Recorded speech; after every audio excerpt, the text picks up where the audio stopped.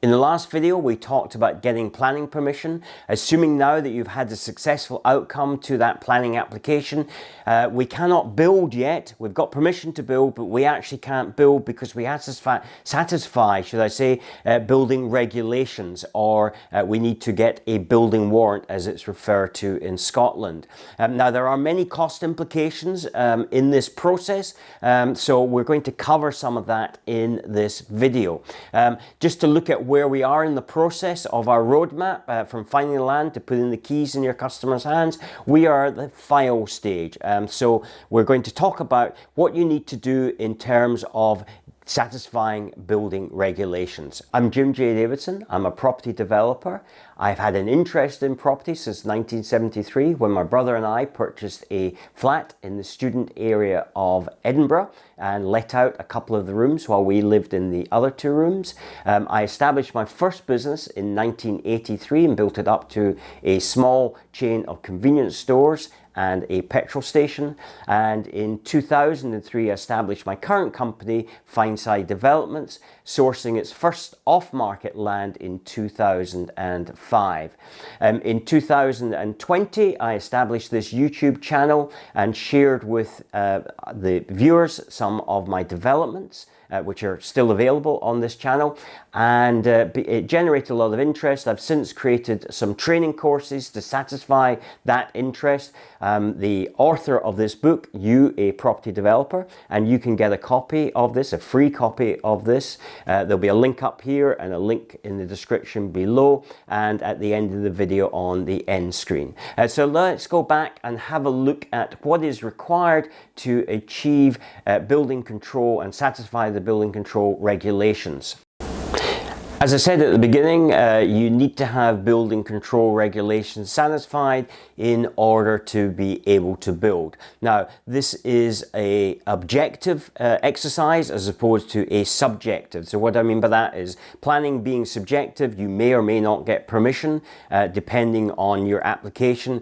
Building control regulations, you will get that certificate, that permission, but you need to satisfy the regulations. So there may be a bit of toing and froing with the local authority in order to satisfy those regulations, but providing you are able to satisfy those regulations, then you will get that approval, and therefore then you will be able to go on to your build. But this is actually a very important stage of your development because there are many cost implications, and some of the decisions that you make here will have a significant impact on the eventual cost of your development site, and therefore ultimately the profit that you make out of this development site. So this is something that you really need to be involved in, because your architect is going to submit for the building control regulations approval. But a lot of the decisions that they will make can have significant cost implications. So what you're actually going to do in this submission is, yes, obviously satisfy building regulations, but you're going to specify how the build is going to be completed on the inside and the outside. And it's those considerations that can have a significant impact on your cost. So in other words, you will have touched upon this during the planning application, and this is kind of really where it's important to do that. But at this stage of the building control regulations, you're going to specify, for instance, how the building is going to be finished on the outside. So for instance, are you going to have a block work outside render, and therefore what are you going to put on that block? Are you going to put a dry dash, wet dash render on there? Are you going to put timber cladding on there? Are you going to have stonework on there?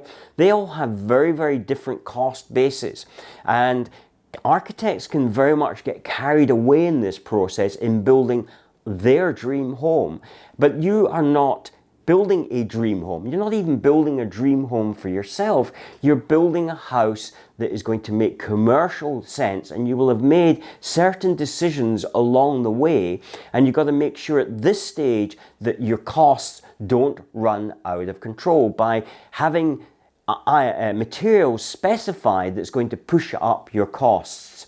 So it's very important that you get involved in that and understand the different fabrics that are going to be used and the cost implications that will have on your property. This is where so many self-builders get the process wrong. You've probably watched the likes of Grand Designs, and there's always the story of where it starts off, excitement, this is the build, they can't wait to get started, they start to get started, problems come up in the build itself, but then there are overruns and suddenly the whole thing comes to a grinding halt and they can't get any further. Then they have to go and try and source more money or work a second job or whatever it is in order to solve that problem. I've spoken to many self-builders over the years.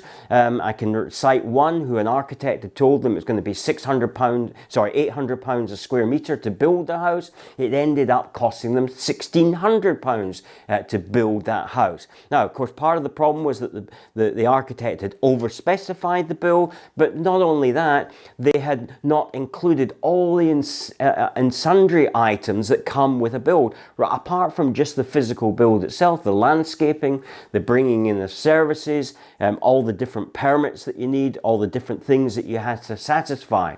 So it's very important that you don't get emotionally attached to that, which is where often self-builders also, it's a dream home, so that's okay. It is an emotional decision for them, and I understand that.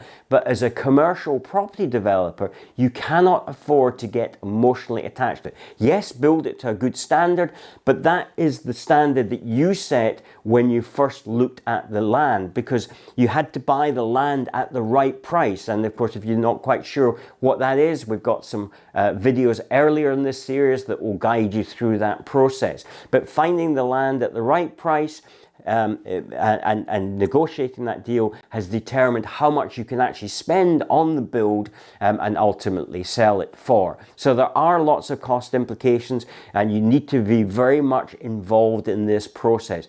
Don't be roller coastered by your architect into decisions that don't make financial viable sense. So very much take control of that and insist that you are involved in that process.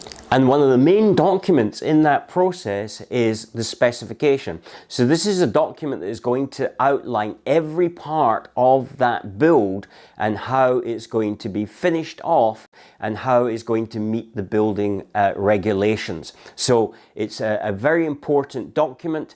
And I can't emphasize this enough, that you are involved in this process to make sure it is specified, because once it's specified, that's what you're going to have to build those houses to, that specification to. Now, you can change the specification at some point and submit at the end of it before you get your completion certificate. You can then put an amendment to the regulations. That is going to add further cost, of course, obviously, but you really want to try and get all of this nailed down properly at the specification stage. It just makes the whole build that much easier, and it is also a document that you're going to need to use when you start talking to your contractors in order to get them to give you a price for whatever part of the build that they're going to carry out. Because when you change the specification midway through the build, that is going to add to your cost, and therefore your contractors are going to charge you more because you've deviated from the specification. It's taken them more time, so it's only right that they charge you for that additional change. So getting it right at the beginning is far better than trying to do it as you get along.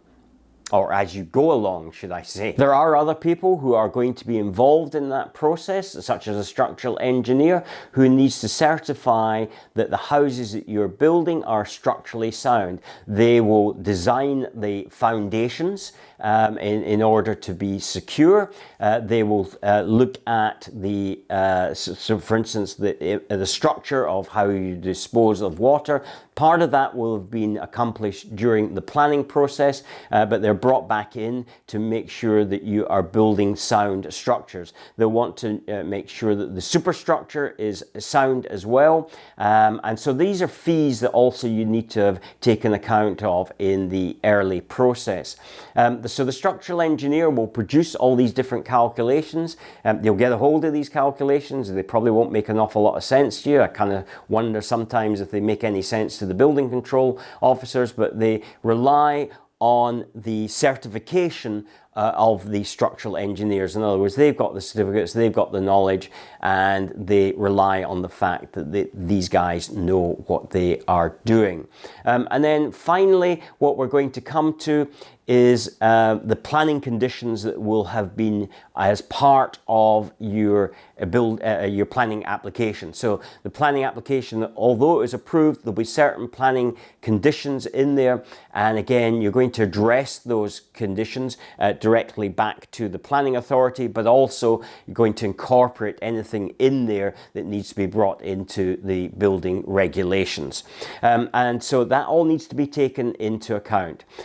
So if you've enjoyed this video, then please remember to subscribe. If you are, and this is part of a series, it's Property Developers Mastery, so make sure that you watch the other videos in this series. There will be some further videos coming up. Remember, if you want a copy of my book, this is a hard copy, it's not a PDF version, then there'll be a little link at the end of this when we come to the end screens, so do that and you will be able to get a copy of this book. And if you want to see the video before this, which was about planning permission, then have a look at this video here. And if you want to look at the one that's next, then we're going to talk about costing out your development. So that will be that video there. Until the next time, take care, and I look forward to speaking to you then. Take care. Bye-bye.